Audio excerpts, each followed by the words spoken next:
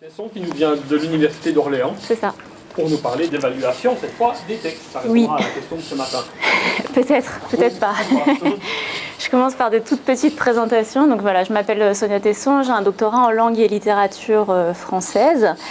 En fait, je suis enseignante et référente pédagogie et numérique dans l'UFR, l'unité de formation et de recherche de lettres, langues et sciences humaines de l'Université d'Orléans. Et en fait, depuis 2009, je sors, en fait, mes enseignements sont un petit peu en dehors de ce que j'ai fait en recherche au niveau de mon doctorat, parce que je fais davantage de cours de remédiation en français universitaire pour les non-spécialistes que de cours qui soient précisément sur les lettres modernes. Donc je m'adresse à un public de non-spécialistes. Et ce qui fait que depuis 2017, j'ai choisi de réorienter mes recherches dans les littératies universitaires et dans la didactique du français post-bac. Je vous dis tout ça parce que ça va avoir une incidence. En fait, avec ces cours de remédiation, j'ai eu à faire un constat de plus en plus fréquent, et par la recherche que moi je pouvais faire, et aussi par le contact avec mes collègues dans l'UFR dans laquelle j'enseigne. C'est qu'il y a une préoccupation de plus en plus grande qui est centrée autour des compétences rédactionnelles. Je ne peux pas dire que c'est une quasi-obsession, mais on en parle en fait très très régulièrement, en tout cas dans les universités françaises, parce que ces compétences rédactionnelles sont vues comme synonymes de deux choses. Elles sont vues comme la marque ou la condition de possibilité d'une réflexion et d'une pensée pour les travaux qui sont propres au monde universitaire. Évidemment, ça renvoie aux travaux de Goudy qui datent un petit peu maintenant, mais en gros, on réfléchit pas de la même façon et on n'a pas le même niveau de réflexion quand on dispose d'outils qui peuvent nous permettre d'écrire un certain nombre de choses.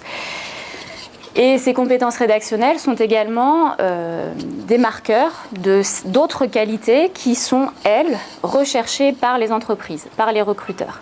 Donc il y a un enjeu sociopolitique très très fort de former à ces compétences et aussi à être capable de les évaluer en amont des situations de sélection. C'est ce qui fait, je pense, qu'on en parle de plus en plus souvent et dans les salles de pause et dans nos réunions plus professionnelles. La question qui se pose donc, c'est de savoir pourquoi on souhaiterait éventuellement évaluer automatiquement ces compétences. Alors, à mon sens, cette volonté d'évaluer automatiquement, elle vient de différents fantasmes. Alors, il y a l'idée que c'est une compétence de base, ça c'est quelque chose qui est assez communément partagé comme idée. Et comme c'est une compétence de base, c'est quelque chose qui est perçu comme élémentaire. Et là, il y a la première erreur, ou le premier fantasme qui consiste à croire que parce que c'est au commencement, parce que c'est à la base de quelque chose, c'est facile, c'est simple, alors que c'est pas du tout simple à acquérir et c'est pas simple du tout à transmettre non plus, ces compétences-là. Puisque c'est simple, ça c'est l'idée, on ne veut pas y perdre trop de temps, donc il y a le souhait de confier ça aux machines. Ça c'est le deuxième fantasme. Et puis ça révèle un troisième fantasme qui est derrière, c'est que, il est par rapport aux machines cette fois, c'est l'idée que les langages naturels peuvent être compris, maîtrisés par des machines et donc évalués par elles. Et donc ça fait écho à la question qui a été posée ce matin. On n'en est pas là. Et d'ailleurs, les recherches, les chercheurs qui s'intéressent au traitement automatique de la langue, etc., peu à peu ont plus ou moins quasiment abandonné l'idée de faire comprendre les textes aux machines. Ils s'orientent vers des pistes qui sont maintenant différentes. Vous êtes peut-être du coup en train de vous dire, mais pourquoi est-ce qu'elle est venue depuis Orléans jusqu'à Lausanne pour nous dire que finalement on ne peut pas et on ne doit pas déléguer cette évaluation aux machines. Alors en fait, je pense qu'une fois qu'on a pris conscience de ce qui est dans le fantasme, marquer une rupture en fait avec la réalité, je pense qu'il est parfaitement légitime, là pour le coup, de vouloir répondre à ce désir ou de chercher à combler un manque dont le désir est le témoin. Donc dans la réalité, aujourd'hui, il y a la possibilité de créer des outils numériques qui peuvent nous aider à aller plus loin que ce que nous pouvons faire seuls. Donc ça fait aussi écho à ce qui a été dit ce matin. On va s'appuyer sur des choses qu'on ne peut pas faire ou pour lesquelles on est un peu limité si on s'en tient à ce que l'humain peut faire. Mais pour que ce soit véritablement une avancée, il faut construire ces outils en ayant conscience de la façon dont ils seront utilisés par les humains et donc en ayant conscience des limites de l'être humain. Et là, je vous renvoie en fait à une citation avec laquelle je vis quasiment en permanence, avec laquelle je réfléchis en permanence. C'est la citation de Rabelais qui dit que science sans conscience n'est que ruine de l'âme. Et je trouve qu'on est vraiment dedans en permanence. Donc pour faire cette évaluation, la première des choses à faire, cette évaluation automatique des compétences rédactionnelles, de mon point de vue, la première chose à faire, c'est de bien s'interroger sur les éléments qui composent ce qu'on appelle les compétences rédactionnelles. Qu'est-ce que c'est les compétences rédactionnelles ? Il y a un certain nombre de mes collègues justement qui maîtrisent ces compétences et qui du coup pensent que parce qu'ils ont la maîtrise de cette compétence, ont une vue claire sur ce que cela exige. C'est-à-dire que c'est parce que je sais très bien, je ne sais pas faire un gâteau, je sais très bien conduire, je sais très bien utiliser tel outil, je suis capable de transmettre cette connaissance ou de transmettre cette compétence. Alors qu'en fait, ce n'est pas évident du tout et quand on creuse un tout petit peu, mes collègues et moi, dans la discussion, on s'aperçoit qu'on n'est pas du tout d'accord sur les choses qu'il faut mettre en place pour justement développer ces compétences. Donc ça me semble être la première chose à faire. Évidemment, les compétences rédactionnelles s'appuient en premier lieu, c'est le plus évident, s'appuient en premier lieu peut-être sur des connaissances qui sont linguistiques. C'est le plus manifeste. Et d'ailleurs, c'est ce sur quoi la plupart des outils d'évaluation automatique tournent. C'est l'idée qu'on va aller voir à quel point les connaissances linguistiques sont poussées, fines, limitées, etc. Beaucoup d'outils actuels sur le marché actuellement sont centrés là-dessus. Évidemment, le développement de l'intelligence artificielle et du traitement automatique de la langue permet de plus en plus de choses sur les règles linguistiques, notamment les règles d'orthographe, mais encore une fois, ça ne permet pas tout. Donc il faut faire attention à l'illusion qui pourrait nous laisser croire que la langue naturelle qu'on utilise, c'est quelque chose de normé, donc ça c'est aussi quelque chose dont on a parlé ce matin, de stable, et que les variations sont systématiquement des synonymes d'erreur, de choses à bannir. Quand on sait à quel point la langue qu'on utilise peut être perçue, assimilée à la personne qui utilise la langue, et vice-versa, il y a un très très gros danger en fait à faire croire que quand on utilise telle manifestation linguistique, ça veut dire qu'on est dans telle catégorie et que, etc. Voilà. Vous voyez, je pense, le gros danger moral et social qu'il y a derrière. Mais au-delà de cet aspect linguistique, il y a d'autres choses, d'autres aspects, par exemple les aspects logiques qui ne sont pas proprement linguistiques et des aspects stratégiques. Je vais y revenir. La raison pour laquelle l'évaluation nécessite, pour être bien fiable, c'est-à-dire pour qu'on puisse se reposer sur elle, c'est-à-dire pour qu'on puisse dire qu'elle est significative de ce qu'on recherche, il faut que cette évaluation, en fait, soit aussi complexe que le phénomène qu'il y a à évaluer l'est lui-même. Et c'est là où on touche à quelque chose de très compliqué, parce qu'en fait, on va construire, on est en train de construire des outils qui sont censés évaluer des choses très très complexes, qui du coup sont eux-mêmes très très complexes, mais quand on montre l'interface ou quand on est face à l'interface qui justement permet d'évaluer, on peut avoir une impression de simplicité. Et c'est cette impression, cette illusion de simplicité qui peut après donner lieu à des gros malentendus, à des problèmes éthiques très très importants. Donc avant de vous parler d'un projet dans lequel j'interviens, j'aimerais en fait vous mentionner une approche d'une équipe du LIDILEM. En fait, c'est un laboratoire de recherche de linguistique et didactique de l'université de Grenoble-Alpes, qui montre qu'en fait, il faut qu'on soit créatif dans ces outils d'évaluation qu'on veut créer pour que ce soit un outil fiable. On ne peut pas se limiter à des choses simplistes si on veut que nos outils soient pertinents. C'est une raison, soit dit en passant, une raison qui fait que la recherche devrait être bien financée de façon à ce que justement on puisse permettre une réflexion qui soit poussée sur cela. L'idée en fait d'où part leur créativité, c'est qu'on ne peut pas s'attacher simplement aux traces qui sont produites sur le papier, qui sont le résultat d'un certain nombre de processus cognitifs. On ne peut pas uniquement s'attacher à ça pour analyser les compétences, pour détecter les compétences chez le rédacteur, parce qu'en fait, il y a beaucoup plus de choses qui se passent dans la tête du scripteur que ce que l'on peut voir sur la page. Donc leur idée, c'est d'utiliser le degré de certitude. C'est une notion qui a été mise en lumière par une équipe belge, du coup, dont vous avez mentionné l'un des noms tout à l'heure. Et donc, là, l'idée, c'est d'introduire dans l'outil d'évaluation les capacités métacognitives pour évaluer les compétences rédactionnelles. Vous voyez, on décentre l'attention des traces qui sont produites pour aller se focaliser sur des choses qui sont qui sont justement beaucoup plus susceptibles de trahir quelque chose de vraiment intéressant. Ça, ce serait le bon indicateur du niveau du scripteur. Donc ça, c'est une perspective qui est assez intéressante. Le deuxième exemple dont je voulais vous parler, donc c'est un projet d'évaluation automatique des compétences rédactionnelles qui s'appelle le projet Écrit Plus. C'est en fait un projet national qui est piloté par l'UOH. Je ne sais pas si vous connaissez cette structure. UOH, ça signifie Université ouverte des humanités.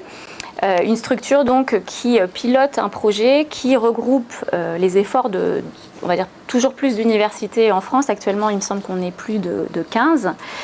Ce projet est destiné à créer un outil d'évaluation, mais aussi de formation et de certification sur les compétences rédactionnelles.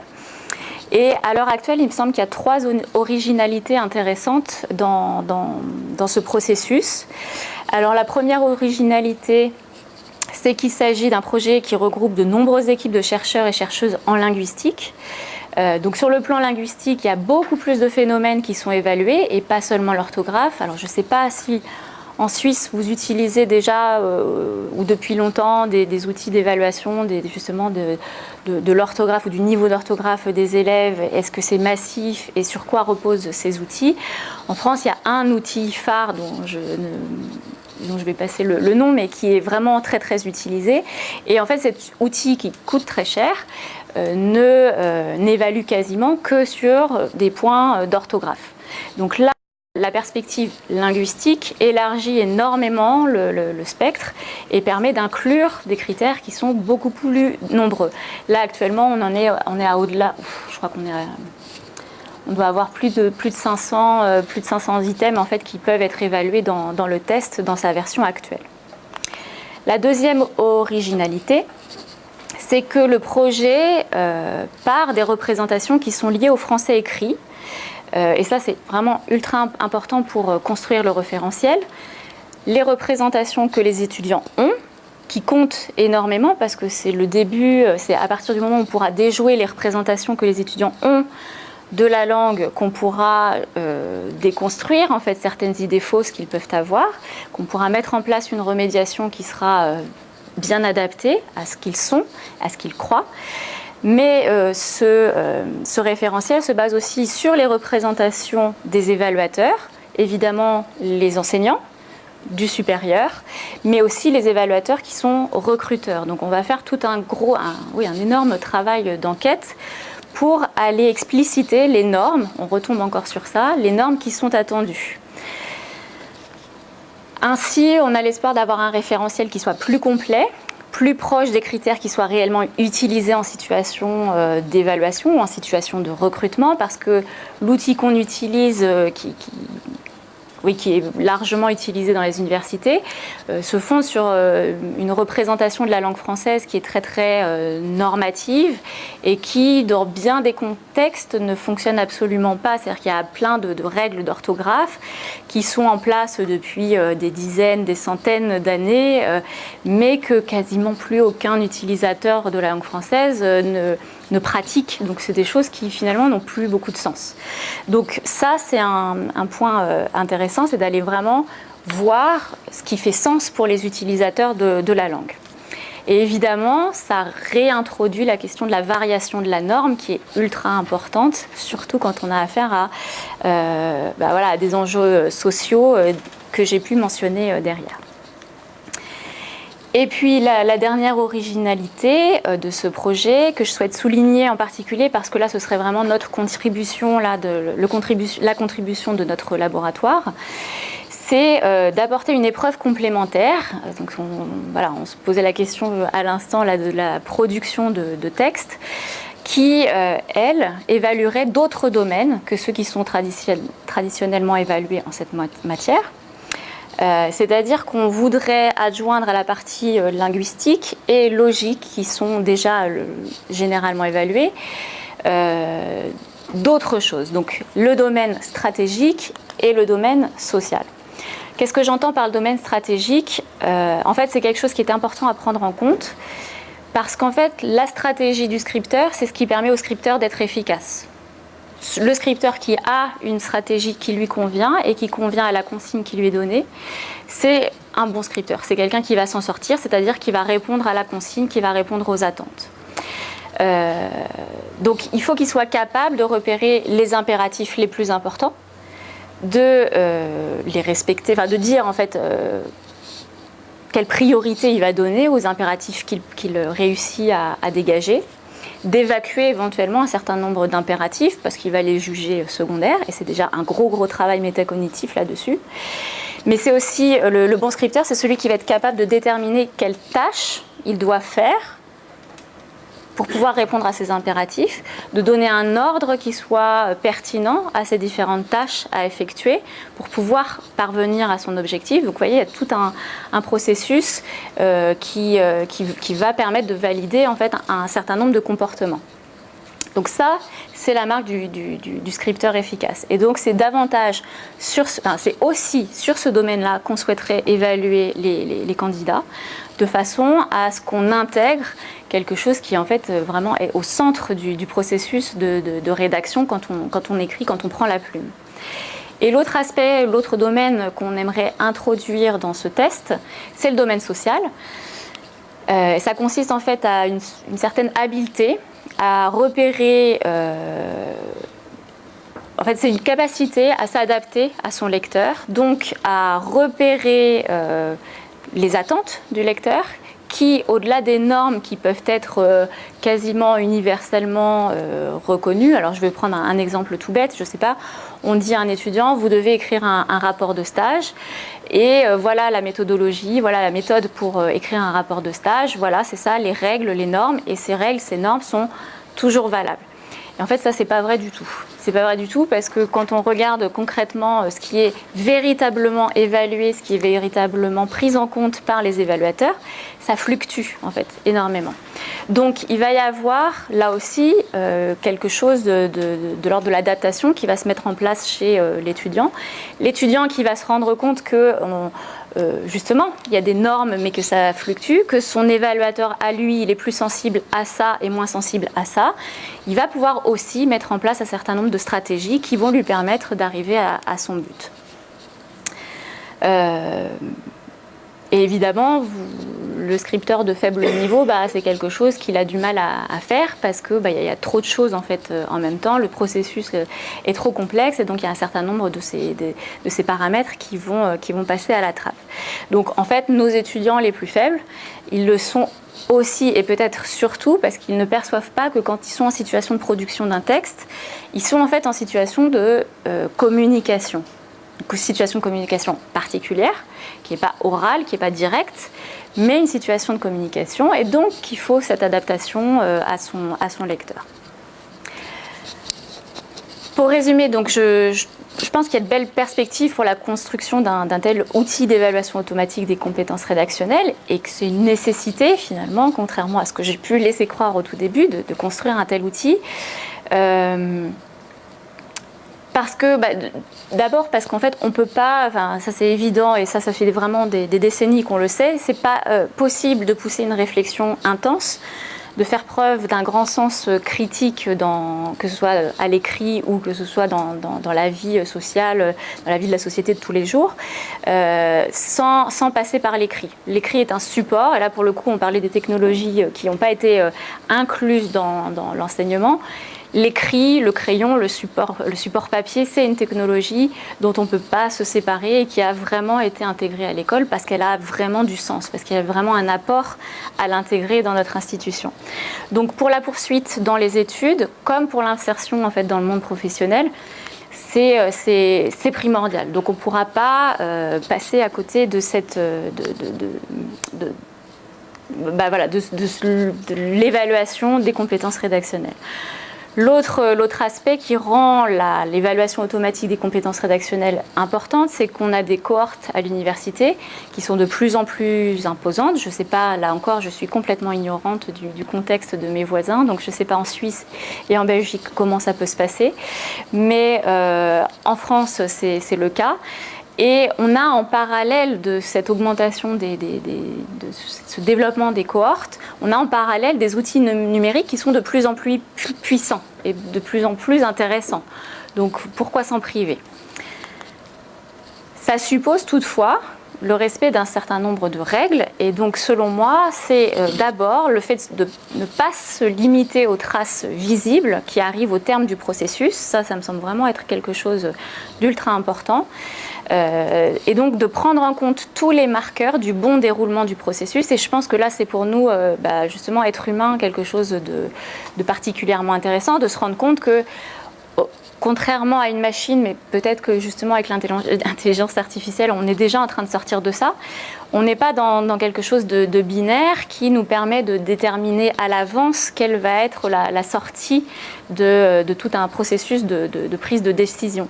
Donc il faut qu'on s'intéresse au processus et pas uniquement à l'entrée et à la sortie. Deuxième aspect, il me semble que pour pouvoir utiliser correctement ces outils et les créer correctement, il va falloir communiquer à la fois sur les critères qui sont pris en compte par l'outil. Donc ça, on l'a un petit peu abordé ce matin. En fait, j'ai envie de dire que comme pour tout autre algorithme, il faut qu'on sache comment notre outil fonctionne. Donc c'est ce que j'ai cru comprendre de ce que vous avez dit ce matin, c'est que vous n'avez pas voulu... Vous avez exigé de savoir justement comment votre outil fonctionnait et d'être en capacité de défendre les choix qui étaient opérés de façon à voir en fait comment ça fonctionne et à partir de quelles spécifications l'outil a été construit. Là, c'est à mon avis un avantage sur l'IA qu'on peut avoir, c'est vraiment la capacité à justifier, à argumenter sur les choix qui sont faits par l'outil, dans l'outil. A priori, il y a beaucoup trop d'algorithmes qui arrivent à une conclusion qu'aucun être humain, alors je ne sais pas, là aussi en France, ça fait débat de plus en plus, beaucoup d'algorithmes qui arrivent à des décisions qu'aucun être humain n'est capable de justifier, et ça crée pas mal de problèmes, parce que justement, en lien avec ce qu'on disait ce matin, la confiance est complètement rompue. À partir du moment où on ne peut pas savoir sur quels critères on a été jugé ou évalué, on n'a pas la possibilité de discuter en fait ces critères, de les remettre en question, et donc la confiance est complètement rompue, on se sent comme sous une autorité complètement implacable. Et enfin, ça nécessite de communiquer aussi sur les limites des outils numériques, car à tout cela s'ajoute le mythe que si la machine évalue, c'est une évaluation qui est forcément plus fiable, plus objective que celle d'un être humain. Donc ça, évidemment, on en a parlé beaucoup ce matin. Et c'est précisément, à mon avis, le sujet à éviter, le danger à éviter, mais pas le sujet à éviter, au contraire. Parce que quand on ne pourra plus justement questionner les critères d'évaluation qui nous jugent justement ou qui nous évaluent dans notre quotidien, à mon avis, c'est là que notre société cessera d'être démocratique. Et donc c'est vraiment le gros danger à éviter. Je vous remercie pour votre attention.